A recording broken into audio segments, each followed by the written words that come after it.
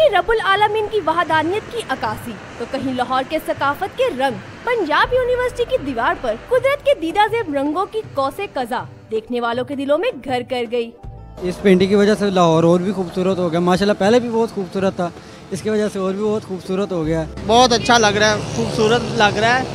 ये जिसने भी बनाई है बहुत अच्छी बनाई है, लाहौर को खूबसूरत बना दिया है। इसमें पाकिस्तान की सकाफत को बहुत अच्छी तरह से शो किया गया है।